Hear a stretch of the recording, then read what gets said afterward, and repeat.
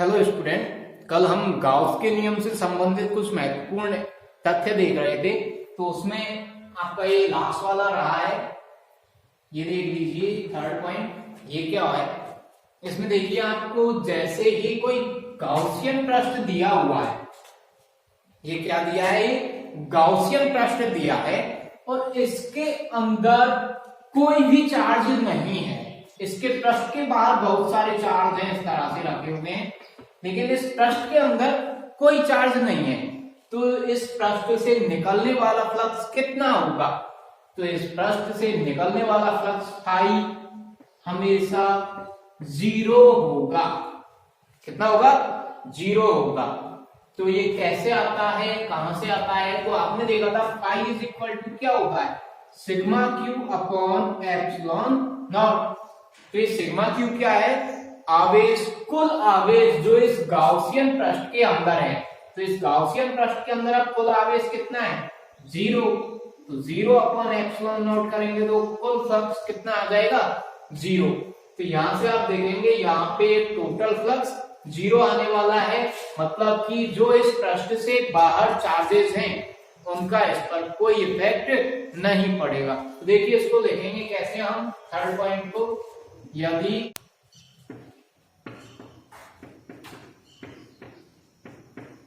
Sigma Q is equal to 0, तो यहाँ surface के अंदर, जो पृष्ठ के अंदर हम देख रहे हैं, कुल आवेश कितना है, तो हम ये मान रहे हैं कि पृष्ठ के अंदर कोई आवेश नहीं है, इसका मतलब कुल आवेश कितना है, 0 है। तो यहाँ से निकलने वाला फ्लक्स कितना होगा, phi is equal to sigma Q upon epsilon naught, और सिग्मा क्यू की वैल्यू क्या रखेंगे, 0 अपॉन एप्सिलॉन नॉट।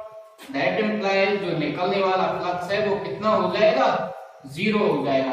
ये हम इस तरह से इसको मैथमेटिकली देख सकते हैं। अब हम अपने नेक्स्ट टॉपिक की तरफ चलते हैं।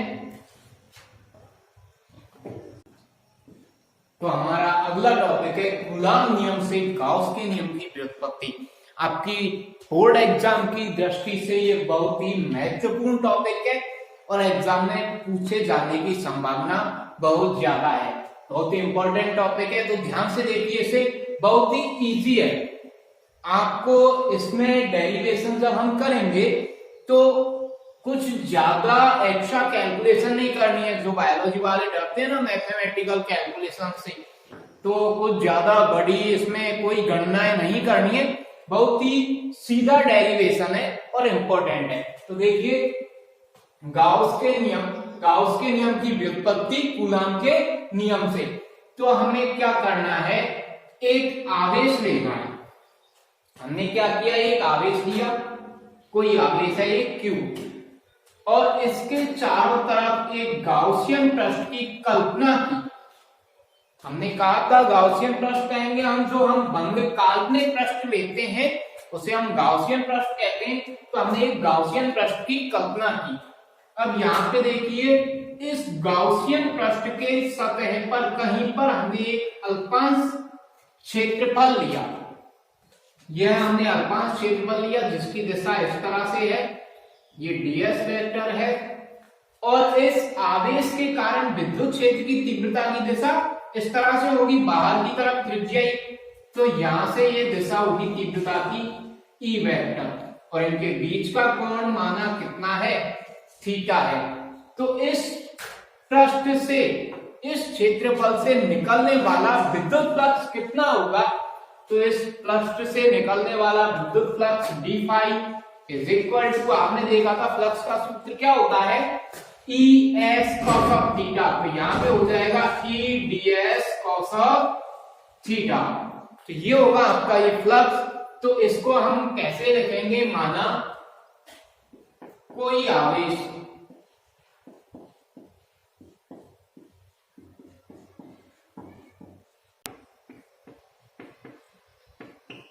फ्लक्स कितना होगा, तो D phi is equal to E D S cos of theta. Equation number first. तो ये आया हमारे पास में यहां से निकलने वाला फ्लक्स। अब हम क्या करते हैं, यहां पे हमें चाहिए किसका मान, ई वेक्टर का मान चाहिए, कि जो ये विद्युत क्षेत्र इस पॉइंट पे है ई वेक्टर, या फिर इस क्षेत्रफल पर जो विद्युत क्षेत्र है E वेक्टर वो कितना है। तो यहाँ पे विद्युत क्षेत्र किस आवेश की वजह से, Q आवेश की वजह से, और विद्युत क्षेत्र का फॉर्मूला होता है E is equal to 1/4 pi epsilon naught into Q upon R square. तो देखिए इस फॉर्मूले में 1/4 पाई एप्सिलॉन नॉट कांस्टेंट है, आवेश हम क्या ले रहे हैं यहाँ Q ले रहे हैं, लेकिन इसकी दूरी कितनी है, तो हम दूरी मान लेते हैं कितनी है, R है। तो Q आवेश से इस अल्पांश ds की जो दूरी है वो कितनी है, R है। तो हम E वेक्टर को निकाल सकते हैं, Q हमारे पास में है ही, अब दूरी भी हो गई, तो E वेक्टर आ जाएगा कितना, 1/4 pi epsilon not Q upon R square. तो हम क्या करेंगे, माना आवेश Q व अल्पांश ds के मध्य दूरी R है, तब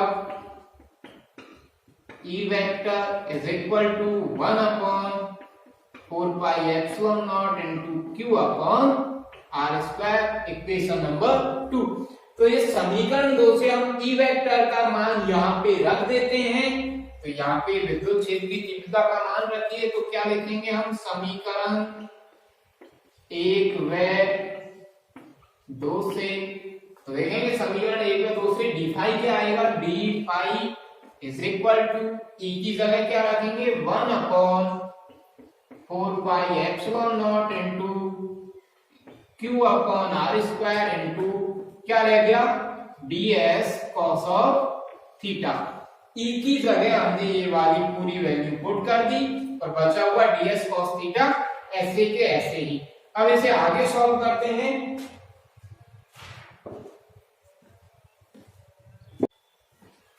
तो देखिए ये डी फाई क्या है, केवल इस अल्पांश से निकलने वाला फ्लक्स है, केवल इस अल्पांश से निकलने वाला फ्लक्स है। हमें क्या करना है, कुल फ्लक्स निकालना है जो इस पूरे गाउसियन पृष्ठ से निकल रहा है। तो हम क्या करेंगे, दूसरा अल्पांश यहाँ लेंगे, उससे निकलने वाला फ्लक्स देखेंगे, फिर तीसरा अल्पांश यहाँ लेंगे, उससे निकलने वाला फ्लक्स देखेंगे, फिर चौथा, ऐसे करके इस पे अल्पांश लेते हुए जाएंगे और उनसे निकलने वाला फ्लक्स कैलकुलेट करते जाएंगे, फिर बाद में उन सबको जोड़ देंगे तो कुल फ्लक्स आ जाएगा।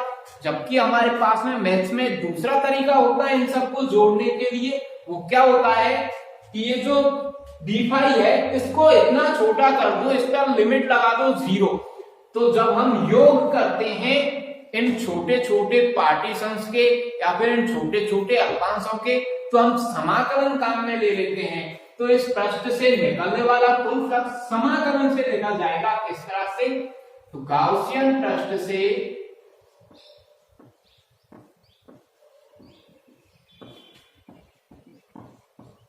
कुल फ्लक्स कितना होगा, फाई, समाकलन कर देंगे हम किसका, डी फाई का।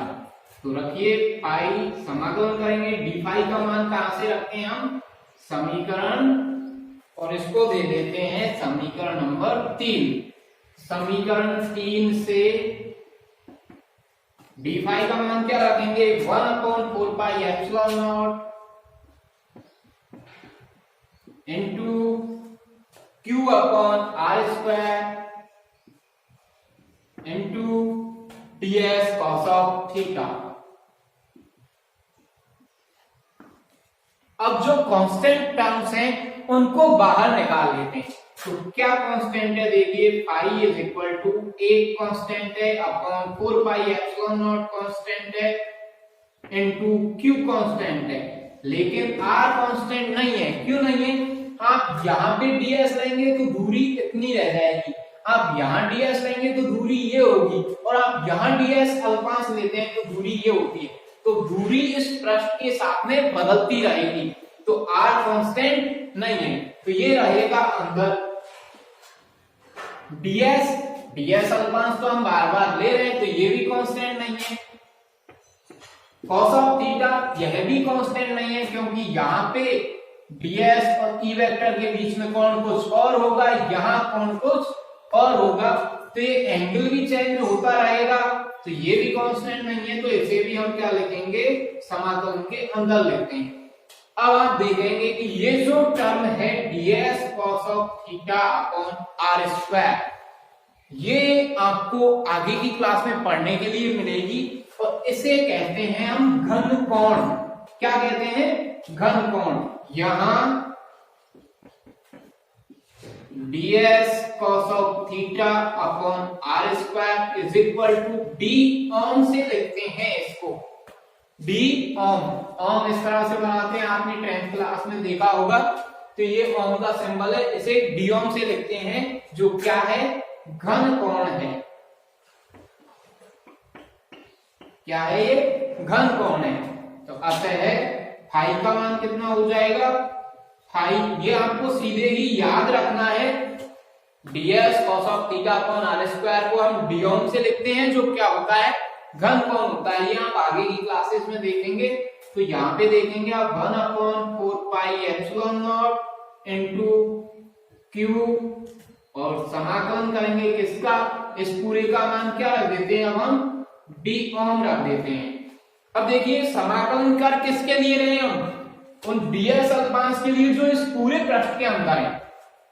लेकिन जब हम घनकोण की बात करते हैं तो देखिए घनकोण किस तरह से बना होता है हमारा।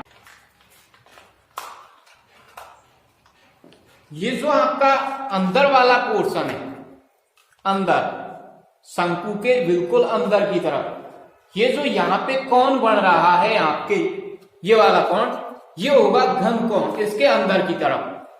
जब हम इसको पूरे को फैलाएंगे, किसी पृष्ठ के लिए हम इसको फैलाते हुए चलेंगे, तो यहाँ अंदर क्या बनेगा, यहाँ अंदर एक गोला बन जाएगा। जैसे ही हम इसको खोलते हुए चलेंगे तो इस तरह से वो खोलता हुआ चला जाएगा और दोनों तरफ जाके एक क्या बना लेगा, एक गोला बना लेगा। तो इस तरह से जब हम इसको खोलेंगे तो यहाँ पे क्या बन जाएगा, ये गोला बनेगा।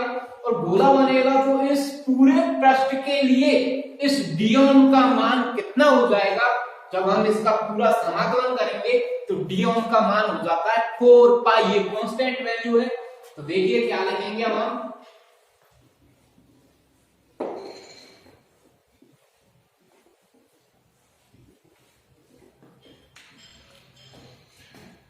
चूंकि इंटीग्रेशन d ओम, इसका मान कितना होता है, 4 पाई होता है। अतः फाई कितना हो जाएगा, phi is equal to 1 upon 4 pi epsilon naught into Q, और d ओम का समाकलन किसके बराबर हो जाता है, 4 पाई के बराबर हो जाता है। और 4 पाई से 4 पाई कैंसिल आउट, तो जो फ्लक्स है फाई वो कितना आएगा, q upon epsilon not, q into 1, q बचा, यहाँ 4 पाई कैंसिल आउट, नीचे क्या बचता है, एप्सिलॉन नॉट। और यही गाउस का नियम है। तो हमने क्या किया, कूलाम का नियम उपयोग में लिया था, विद्युत क्षेत्र का सूत्र कूलाम के नियम से लिया था हमने, और उस कूलाम नियम को काम में लेकर के ये गाउस का नियम व्युत्पन्न कर लिया। ये हो गया हमारे पास में इक्वेशन नंबर 4। यह है गाउस का नियम है। तो इस तरह से आपका ये टॉपिक खत्म हुआ। मोस्ट इंपोर्टेंट टॉपिक है, आपको अच्छे से याद रखना है। एक बार आप खुद अपने हाथों से करके देखेंगे डेरिवेशन को, बहुत ही इजी है, हो जाएगा। आपको 2 टर्म्स सीधे ही याद रखनी है। एक तो ये जिसका मान कितना होता है, d ओम, दूसरा ये कि d ओम का समाकलन करने पर मान कितना आता है, 4 पाई। ये आप आगे की क्लासेस में देखेंगे, ये आपको यहाँ सीधे ही याद रखना है। इन दोनों वैल्यूज को याद रखना है, बाकी डेरिवेशन बहुत ही इजी है। तो इस तरह से आपका टॉपिक खत्म हुआ। आगे हम नेक्स्ट वीडियो में देखेंगे अगला टॉपिक। Thank you student.